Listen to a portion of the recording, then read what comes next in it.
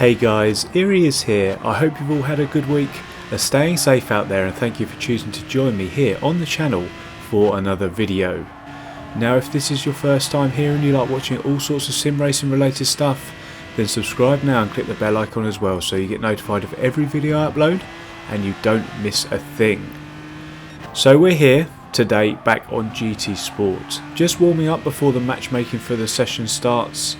I obviously did some practice before this, but usually like to come on about 10 minutes or so before the race session begins, so I'm not going in dry. And unusually, I went even faster during this little warm up here. I put in a 1 minute 24.034, which turned out to be 7/10 off key, so I'm really happy with my pace here. Then time expired, and it was time to get to Quali. So here we are then in the Quali session. The Quali session length is back to 10 minutes apparently, which is absolutely fine by me. The main thing for me is that they didn't bring back the need to fuel burn. Any other changes though, I can manage, so I'm fine with this one. So due to the fact we only had hard compounds available for this one, I was just going to stay out for the entirety here and try to just put something together really during these 10 minutes. There was no real strategy to it, it was just go round time after time, hopefully finding some slipstream. So first things first, as always I needed to get that banker in. So I was slotted in nicely here behind a fellow Brit in the Beamer who kindly got out of the way actually coming through Sheen, and our first banker lap was a 1 minute 24.592. So an okay banker, happy with that. As a result we were able to now be a bit more strategic to try and find some slipstream and try and put in something a little bit faster. I wanted to take it a level further and not just find the slipstream of anyone, I wanted to find the slipstream of one of the faster guys, which I found here behind TX3 Lando. That was unfortunately undone as he got a bit out of shape and abandoned his lap coming down and through Graham Hill Bend, so I abandoned my lap and I went hunting for another host to leech off of. Funnily enough, I found the provisional pole sitter once again, but my attempt started off sloppily and I just couldn't keep up with him, and I ended up losing the slipstream. And although we were up on our best coming into Stirling's, I pulled out of this one as well. There was no one in front of me and I would have been by myself for the last two attempts, but I had to be quick as time was expiring and I needed at least 1 minute 25 seconds on the clock by the time I crossed the line to get 2 more attempts in. So I found my host and timed it up to come across the line pretty much perfectly with exactly 1 minute 25 left on the clock. The significance of this being is that you can finish the lap you start when the session time expires. So even if you have 1 second left at the end, you will get one more shot at putting in your best time.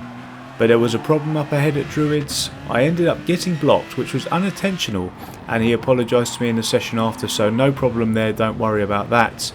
But that was going to be the end there of an eventful session for me, so it proves that getting that banker in at the start was a wise move, and we're going to take that time into the race session. So here we are in the race session then, and as always before we get underway let's give a nod to the livery creator for this one. This Fanta inspired livery is thanks to Bladehole. Thank you my friend, I always very much enjoy a Fanta based livery. So as you will see, our quali lap was good enough for 15th in this one. And please excuse the irritating bouncing off the rev limiter you would have heard back there. For those that don't know, where fuel isn't a consideration in the race, it's always wise to just keep your foot down on the accelerator and you will burn fuel during the intro, making your car lighter than those who choose not to when the race gets underway. I actually managed to burn 4% and was down to 96% before the race even got underway, so if you're not doing it, consider doing it.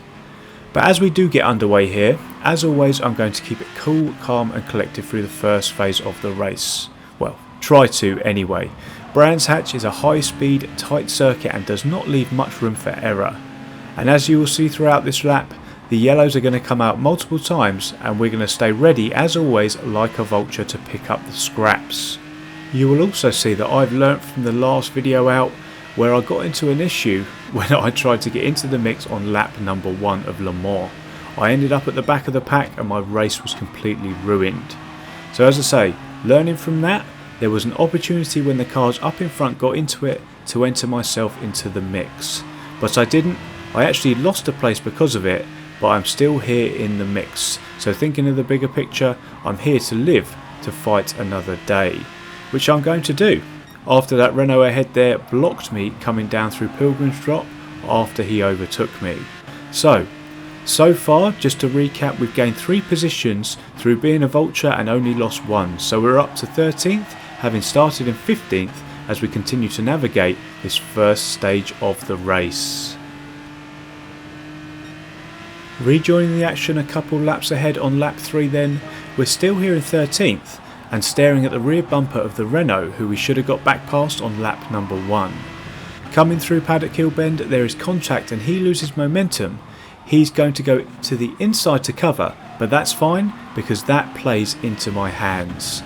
I'm going to go deep into the hairpin, allowing me to carry more speed and stay alongside, giving me the inside down the hill and into Graham Hill Bend.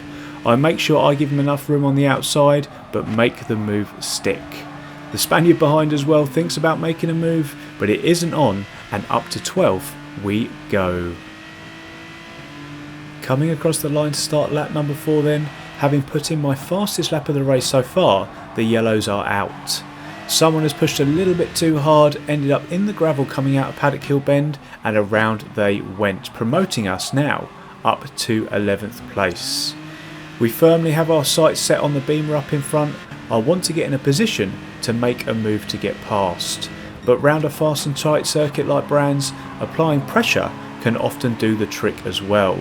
So I'm trying to put as much pressure on him as I can by staying as close to him as I can without hitting him. And coming through Sheen, the pressure tactic is going to show that it can work. He's going to drop one wheel onto the grass there, we've all been there, and around he goes. So through using a combination of driving well within my limits, pressure and executing overtakes, we are now up and into the top 10. We have Burrs in the Supra up in front now, the artist formerly known as GT Bockerberts, I believe. I'll link to that funny video I did on him in the top right there.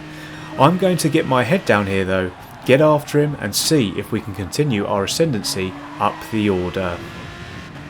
Moving ahead slightly here, we have been eating into the gap between myself and Burrs. He's been pushing like crazy. As you can see here, he's going to go wide coming out of Hawthorns. He's going to go wide but hold onto it coming through Sheen as well. But then coming out the final corner, he's going to get a tank slapper on for the 3rd time this lap. And I do my best to avoid him, but I cannot avoid the contact. And yes, I get the place, but as you can see, I also get the penalty, which if you look at the track map is going to be a big problem. All the hard work that I've put in at the start of the race is going to be undone, and we're going to have to recover again the positions we lose once we serve our penalty. So coming through the gates then, I'm going to drop to 10th, then 11th, and I needed to tuck in somewhere, but the German didn't anticipate it, and there is contact. I managed to just about keep it out of the gravel despite a second nudge from him there on the way through, and I am back to where I started. There are 7 laps left in this one, so if we want to get those places back and get back to 9th, we are going to have to get a move on. We get a place for free though, as it's going to start immediately. The Renault there takes too much curb and around he went. We are also going to overtake the German here as he serves his penalty for the collision we had at the start of the lap. So that's 2 down within 1 lap. There is about 2 seconds to 9th and 10th up in front, and there are 6 laps now left in this one. So it's time to get my head down and try to punch in a good lap here and get after them. We come across the line to complete lap number 8 and record our fastest lap of the race, and the gap has come down to just 7 tenths now. We're going to fast forward to lap number 12 here. We've sat right behind the pair up in front for a couple of laps now. Coming through Surtees, the Supra is going to be slow on the exit. He goes defensive and the Corvette goes left. I see an opportunity here, and knowing the next corner is a right-hander, slot in behind. I had to feather the throttle there to not hit the Supra, but we all go through Hawthorns without contact. We make the move stick and we are back up into the top 10. And just 1 place away from getting back to where we were before that, well, dubious penalty earlier on. And as we start the final lap here, I'm going to look for a move up the inside, but pull out at the last moment. Luckily so, to be honest, as he came right across my face there, and there would have been contact had I not done so. But then he's going to touch the gravel and I'm going to dive up the inside into the hairpin. We make the move stick and we are finally back up to 9th, where we were before the penalty, and the recovery is finally complete. What a race. This is why I love this combo here on Gran Turismo Sport, and only having to do one race to concentrate on made things that little bit better. From both a performance standpoint, as you can see here, and also you can probably hear from an enjoyment standpoint too. So I'm happy that I'm back into my happy place content wise. So as we come across the line here to take the hardest earned 9th place I've ever achieved, and here it is being confirmed, let's take a look at how is it affected our driver rating. So we are now up to 53,088 points. I did drop down into the 52s, as you could see there, after a couple of horrendous races at Autopolis, which to be quite frank weren't worth making a video on. But I can forget those. I feel refreshed, feel motivated and cannot wait for the next FIA event next week. But until then guys, that is going to be the end of the video. I hope you enjoyed the video. If you did, please do hit that like button and make sure you're subscribed to the channel if you haven't already. We also now have merch too, so go check out the Teespring store below and go get yourself some of that if you want to support the channel there. Thanks again so much for watching though guys, and I will see you in the next one. Cheers.